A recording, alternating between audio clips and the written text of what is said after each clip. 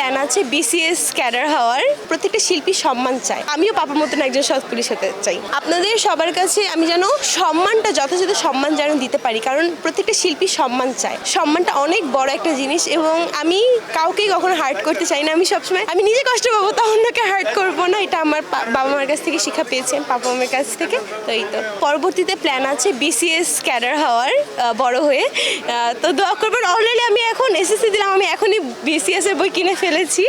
তো ইনশাল্লাহ এখন থেকেই নিচ্ছি একটু একটু করে, কারণ আপনি সমানুবর্তিতা বলে একটা কথা আছে। আপনি যত সময়কে দাম দিবেন দেখবেন আপনার জন্য পরবর্তীতে যে জিনিসটা খুবই ইজি হয়ে যাবে। যেটা আমি একটু আগে ওখানে দেখেছি শিল্পী সমিতির, যে প্রত্যেকটা ওয়ার্ডের মিনিংগুলো। সো না তা তো কখনোই না, অবশ্যই শিল্পী থাকবো, শিল্পী মনোভাব এটা তো অবশ্যই থাকবে। আর বিসিএস ক্যাডার হয়ে পুলিশ হওয়ার ইচ্ছা আছে পাপার মতন, যে কিনা আলহামদুলিল্লাহ পুলিশ হিসেবে অনেক ভালো কাজ করে গিয়েছে মানুষের জন্য। যখন যার যেটা প্রয়োজন হয়েছে পাপা নিঃস্বার্থে সকলের জন্য এগিয়ে গিয়েছে। এটা আমি খুব গর্বের সাথে বলতে পারি আলহামদুলিল্লাহ, যে পাপা অলওয়েজ সৎ ছিল এবং সৎ আছে এবং থাকবে। তো আমিও পাপার মতন একজন সৎ পুলিশ হতে চাই। অবশ্যই 100% অনুপ্রাণিত হই, এবং পাপা যেভাবে কি সুন্দর করে সব দিক মেনটেন করে সেটা আমারও করার ইচ্ছা আছে। পাপা অনেক বড় সম্মানের দিক থেকে বলেন, পাপার কাজের দিক থেকে বলেন, কিন্তু আমি চেষ্টা করবো পাপার মতো হওয়ার।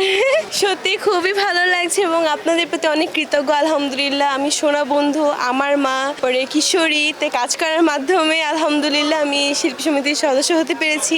এটি অবশ্যই আমার অনেক বড় একটা পাওয়া। আর আমাকে এই সিনেমাগুলোতে মূল ভূমিকায় কাজ করতে দেওয়ার জন্য আমি আমার পাপার প্রতি অনেক কৃতজ্ঞ, যে সে আমাকে অনেক ভালোবাসে। এবং আমি চাই যে গল্প নির্ভর শালীনভাবে আপনাদেরকে কাজ উপহার দিতে, কারণ বর্তমানে বেশিরভাগ, এটা দুঃখজনক হলো এটা সত্যি, যে অশালীন গল্প দিয়ে খুব ভরে যাচ্ছে, যেটা আমাদের কারোরই কাম্য নয়। হয়তোবা তারাও না বুঝেই করছেন। আমি আশা রাখবো আপনারা সকলে গল্প নির্ভর কাজ এবং শালীনভাবে কাজ আমাদেরকে উপহার দিবেন। রুলস তো একটা ম্যাটার করে। সো রুলস যেহেতু ছিল যে 3টা মুভিতে অ্যাটলিস্ট মেইন ক্যারেক্টার করতে হবে, তো যেহেতু আলহামদুলিল্লাহ আমার 3টা হয়েছে, তাই এখন আমি পূর্ণাঙ্গ সদস্য হতে পেরেছি। রুলস ছাড়া তো কখনোই পাপা এক পাও নড়েন না। পাপা অনেক নীতিবান এবং এটা আমি পাপার কাছ থেকে অবশ্যই অনুশীলন করে শিখছি। এবং আমিও চাই পাপার মতো নিঃস্বার্থে মানুষের সহযোগিতা করতে, মানুষের সেবা করতে। অবশ্যই 100% বেড়ে গিয়েছে এবং এখন আরও ভালো করে কাজ করতে হবে, আপনাদেরকে উপহার দিতে হবে এবং ভালো ভালো গল্প যা কিনা পরিবারের সাথে মানুষ নিয়ে দেখতে পারবে।